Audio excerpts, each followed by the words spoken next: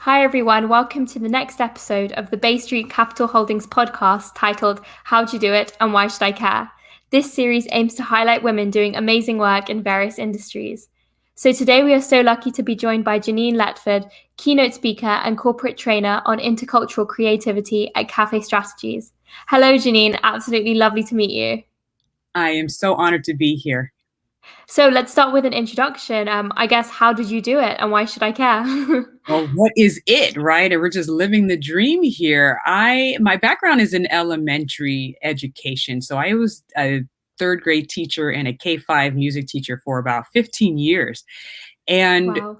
loved it. The kids are great. The work is great. And then I did a few things. I realized that there was a financial illiteracy crisis because I was in $100,000 worth of debt and didn't even know about finances. So I started a nonprofit called Alumni 360, where I got the graduates of my elementary school to come and meet with me once a month. You know, they're in high school now and few in college.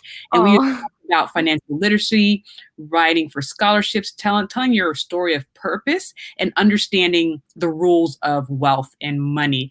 And so that was that. And then I got to teach at the local university, Cal State University Northridge, and I taught teachers how to bring in the creative arts into their classroom and how to get their kids thinking creatively. And I'll talk a little bit more about that. And then I got the scary push to leave the job, the secure check, the health benefits, and go out on my own and start my own company called CAFFE Strategies, which CAFFE stands for Creative Advancement for Financial Empowerment, because our tagline is your creative health affects your financial wealth. And so Mm. that's what I was doing. And then recently I pivoted a little bit and really went into intercultural creativity. And that's really, I believe, my gift to the world. That is awesome. So, would you say there was one event in your life which sort of sparked this transition, or what inspired you to sort of start your own company and also explore intercultural creativity? Well, I say I didn't really leave the classroom. I just expanded my walls. So I'm always an educator, right? I'm a teacher by heart, but teaching 20 kids at a time, amazing kids at a time, was amazing. But I felt the message that I have to give needed to go beyond the classroom walls and out to the world. And so people, I'm not sure who your demographic is watching this, but if people are just thinking about what that next step is, or they're not sure what their purpose is, it's really that self-awareness. You know, a lot of people are saying that term now, self-awareness and empathy, you know, and all those buzzwords you're hearing now. But it's really critical to have good self-awareness. And I just felt in my heart, in my soul, that Mm. it was time to jump and get this critical message out into the world. And so that's what made me take the leap 6 months before COVID hit.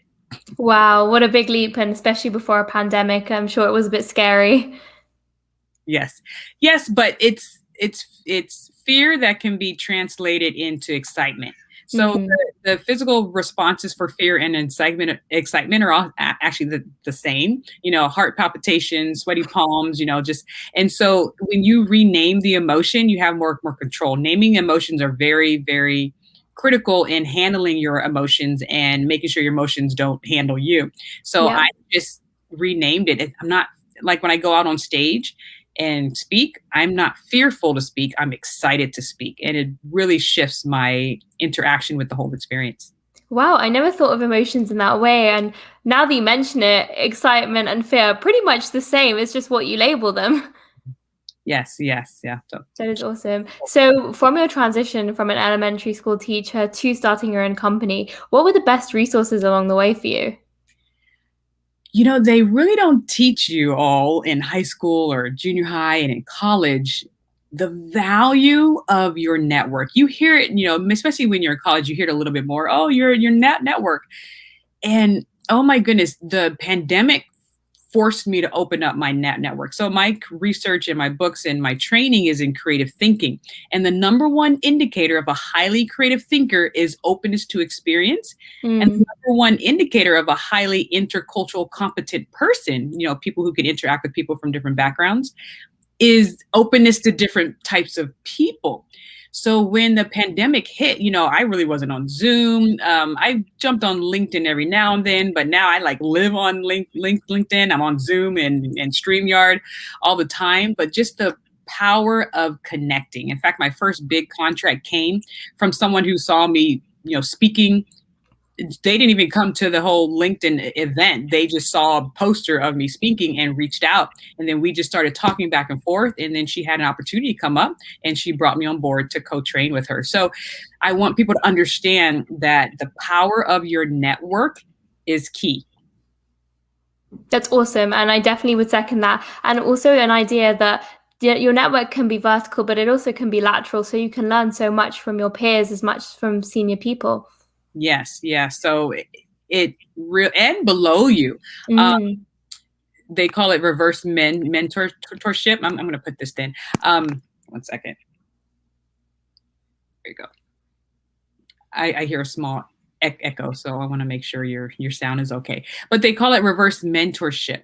And so for me, learning from people who are younger than me, who are in different generations than me, is key because they're experiencing things that I don't have access to. Mm-hmm. No, that's very important. And I never thought of it that way. So amongst all of this sort of networking and mentorship, are there any lessons that you wish you would have learned before starting in your industry? Another soft skill, negotiation. I wish I would have been a better, or still working on my negotiation skills and how I saw myself. What I'm doing is so powerful, especially at this time when there's, racial unrest and there's United World Economic Forum called creativity the number one skill needed in the workforce now. So everything I'm doing, my idea has hit the market at the right time. I'm the right person with the right idea at the right time. That's a trifecta. But if I don't see myself as valuable, if I don't see myself as valuable to get paid what I'm worth and what my ideas are worth, that's my Achilles heel. So I really, talk to people about this because I'm still going through it myself. I had an episode today where I was like, oh, what do I charge this person? I really wish that I would have did some more identity training. And also my value isn't connected to money, but knowing that my ability to speak, my ability to train, my ability to coach, my ability to do all the work that I'm doing has a financial value, and it should be high because what I'm offering has not been offered anywhere else. But for me to think, oh, well, I'll just do it for free. I have to get out of that mindset. Yeah, for sure. Knowing your worth is definitely a struggle, easier said than done. But I feel like once you know your worth, it makes you feel a lot more confident. Yes, it does. Yes. So thinking about the span of your career, what would you say is your biggest failure and what did you learn from it? Well, it's all about naming. So I don't really call them failures, but learning steps. Yeah. And I would say, let's see, I would say the fact that I did not count my facets as beautiful as they are. And when I say facets, my logo is the diamond. So I'm always like carrying around this huge diamond, right? Awesome. Yeah. So, because I want people to shine bright like a diamond. And I tell people, all these facets are just different ways that you see the world. They're your different demographics. They're your different quirks about you and just your talents and your gifts to the world. No one has the same amount of facets in the same layout as you do. All of your experiences are different. And so one of my facets is stuttering. I went through years of speech therapy as a young child. I still stutter today. And so for me to say that I'm a global speaker, a global keynote speaker who has dealt with a speech impediment, I was ashamed of that for so long.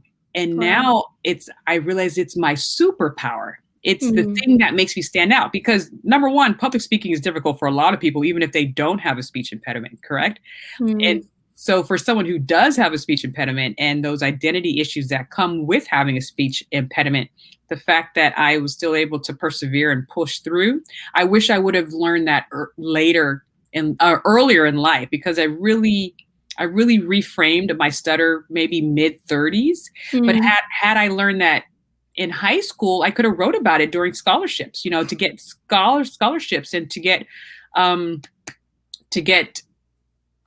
support. And, that's a great scholarship story. The fact that I'm doing what I'm doing, even though I stuttered, I left thousands of dollars on the table just because I was ashamed of that story and I didn't see it as a superpower. Wow, that's so interesting, and I honestly can't tell. So that's amazing. What advice would you give to somebody though who is looking to pursue a career similar to yours? Well, I do have to apologize on the behalf of the public school system for those people who went through it, that we gave you your academics, right? You got your SATs, right? 2 + 2 is 4, and then trig, and your historical dates of the Civil War. What we didn't give you, which is crucial for the most part, some people may have gotten this, is those skills that actually really are needed for success. And so that's what I would tell people, no matter what field you're going in, but especially a field like mine, where you want to be seen as a thought leader. It's looking at the value of your ideas. No one wakes up saying, I'm going to do 1 hour of idea training today, or, idea exercise. We're focused on our body, we're focused on our diet, and maybe, our reading ability, but really to sharpen your ability to think of great ideas. There's actually cognitive things that you can do, and that's what I train on. But I would have people focus on the elements of communication. How do you communicate well? How do you tell stories well? How do you use metaphors to get your point across? How do you persuade? And how do you know how to shift perspective and speak from someone's cultural point of view? And by culture, I don't necessarily mean ethnicity, even though that's one of them, but from their lived experience. Like, how do I see you? And I see, okay, I can kind of do my assumptions, she's probably from this demographic, or she's this age, you told me that you're in school. So my brain is trying to piece together all these information. And of course, the best thing is to ask you questions, right? To get more information from you, from your point of view. But then I'm still piecing all this information. So how's the best way that I can connect with you? Because I have this information from you. That's cultural, that's intercultural competence. So for me to say, okay, well, Laila, you need to think about life the way I think about it. And if you don't, then you're wrong. That's very monocultural mindset. So we want to work on getting to an intercultural mindset where people can shift perspectives and really connect with people from different lived backgrounds. And how do you think is the best way to do this, especially in the workplace these days? Obviously, just hiring more diverse people, is that enough? That is the first step, because you want to be exposed to different, and when you say diverse, once again, you don't just mean ethnicity. There's so many elements, right? So many facets on the diamond that add to the diversity. But people think inclusion is just having diverse people. The intercultural developmental tools is what gets you from diversity to inclusion. And so there's different trainings and different tools and skill sets that you can do. Once again, openness to experience, empathy, once again, and also learning about the artistic way of communicating. You about culture, someone's experience through the arts as well. There's ways to even hear how people are speaking and get emotional content from that. And of course, being curious. We train on environmental curiosity, but we also train on cultural curiosity. What does it look like to be culturally curious? And how do you do that respectfully without being offensive, right? So there's so many things, but just like you wouldn't put a 5-year-old into a trigonometry class because, developmentally, they're probably not, there might be 1 or 2 in the world, right? But for the most part, there's probably not too many 5-year-olds who are developmentally not there yet. But you'll never say you'll never get there. You just know there's things that 5-year-old needs to do before he gets to trig, or she gets to trig. It's the same way with intercultural development. It's a developmental process. So you actually have to do things. You have to be engaged in self-awareness, in other awareness, and in cultural awareness, and take action. So that's the work that I do. That's the work that I love. I'm writing the book about it now, the first book on intercultural creativity, and I'm just so excited to bring it to the world. That is awesome to hear. So I guess the stage is yours for the next question, but what is one common myth that you would like to debunk about your profession? Well, my topic is creativity. And when people hear the word creativity, they automatically think of artistry. And then they are walking around saying, "Oh, I'm not creative," because they can't sing like Whitney Houston, they can't dance like Justin Timberlake, And so once you start saying things out loud, your subconscious takes a hold of it. So be very careful of what you say out loud and what you put behind the words "I am," right? I am not. And then you say, creative. So your brain is saying, well, you're not creative, so I'm not even going to try. And so I have to redefine the word creativity because it's a myth that it's just artistry. It's a myth that just a few people are highly creative, and everyone else like, oh, well, sucks to be you, right?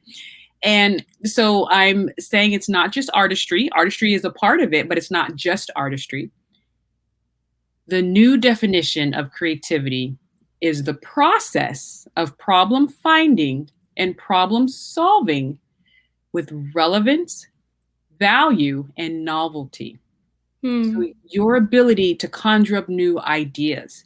Now, while I say I feel the artists have kind of hijacked the word creativity and everyone thinks it's about them. And so I'm not against artists because I am one myself.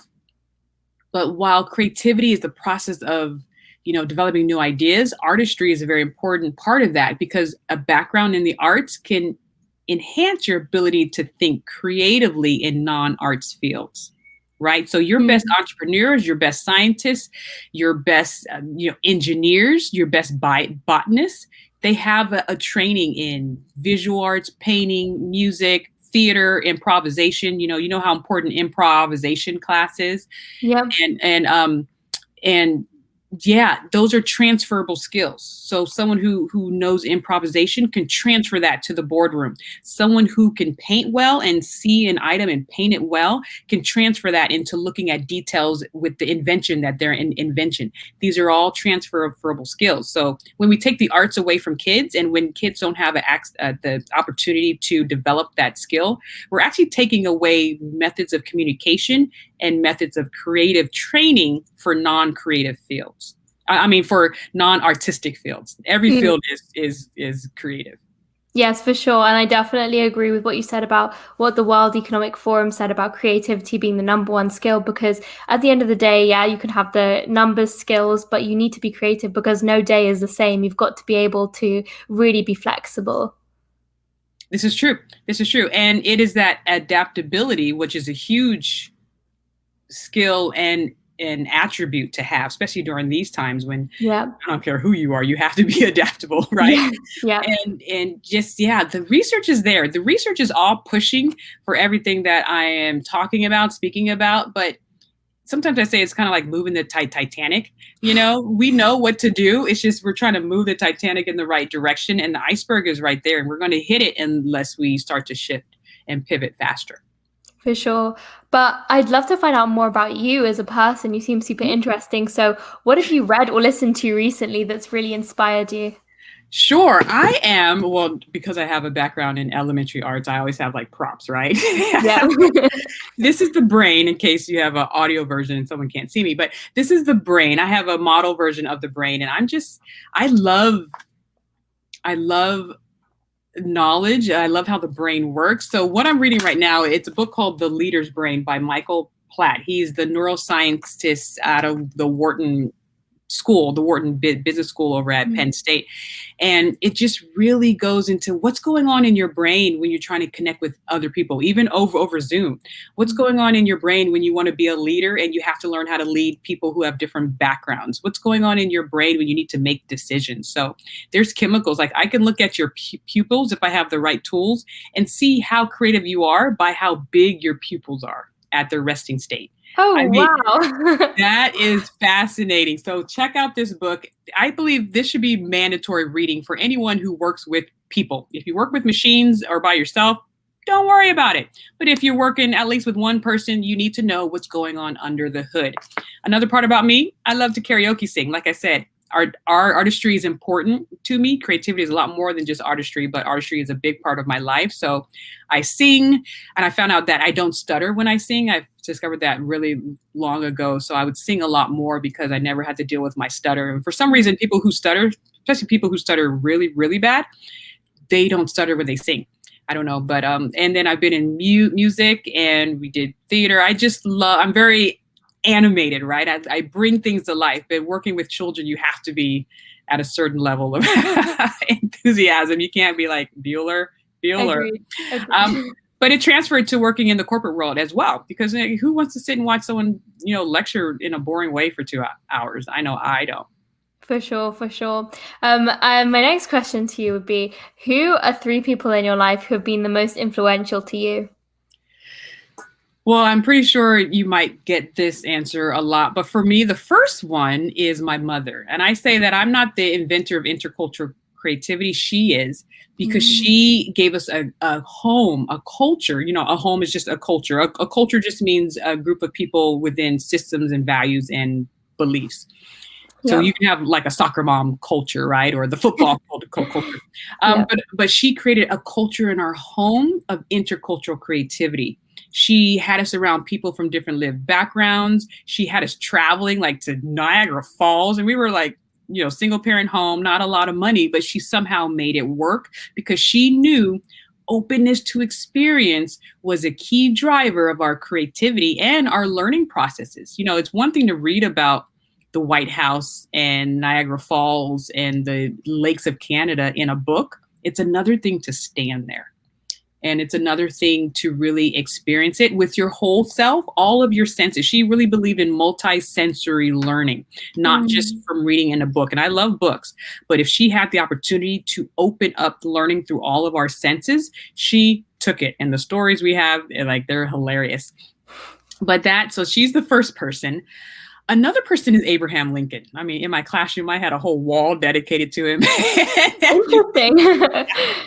And it's I have all his quotes. I have like about 10 books in my library about him and his speeches. And why was I was drawn to him around the 6th grade and haven't left since. I studied the Civil War in depth, and the fact that he rose literally from nothing, right? He only had maybe about 3 years of official schooling to the top office in the world, because America definitely, well, at that time not really, but definitely now the presidential seat is one of the highest seats.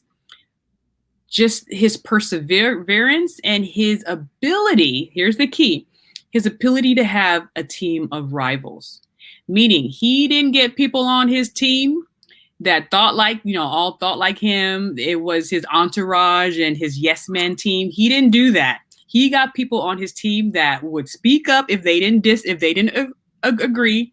And he got people on his team that were, even before his election, that were against him. But he knew that they were the best person for the job, right? Chase, Salmon Chase, and his whole cabinet. He knew how to get the dream team together. And that is really, I think, why I'm not enslaved today, because he was a pivotal part of changing that, even though we still have a lot of work to do. But, he said in the film, or his character said, this document has to be signed, not just for the millions who are enslaved today, but for the millions who have yet to come. And he was talking about me. And so his work and his tenacity and his focus and his ability to learn from anyone, even if they were an enemy, was key. For sure. Very important. And finally, to finish off our conversation, at any point in your life, is there any advice that you wish you gave yourself? I usually ask this question when I meet older people, especially people who are doing very well. And I used to use my age. So I'm like, 25. Like, what would you tell your 25-year-old self? The first thing would be aware of yourself, be aware of your emotions, and it's okay to talk to yourself. Kids do it all the time. Why do the kids have all the fun and then we get adults and we just don't do anything? Like, be aware of yourself, love yourself, and then give yourself. It's hard to give something that you don't have, or that, you're not loving. So for me to come to grips with my stutter, come to grips with a lot of my identity issues that a lot of us have, especially, as women of color, we're in a culture that hasn't really put us on the "you're awesome" pedestal, So we have to combat that mental image of what the media has been telling us about what's beautiful. If you don't fit their image of beauty, then that means you're not beautiful. I no longer live by that. So I'm aware of myself. I love myself, and I'm able to give myself, meaning give my wisdom, give my time, give my knowledge to help other people live better lives. That is awesome. And what a lovely note to finish on. So thank you so much, Genein, for talking with me today. It was absolutely lovely to get to know you and hear more about intercultural creativity. Thank you. And don't forget, I'm a part of your network now. So if you need anything from me, please feel free to reach out. I'm here. Fabulous. Thank you so much. Bye. Bye.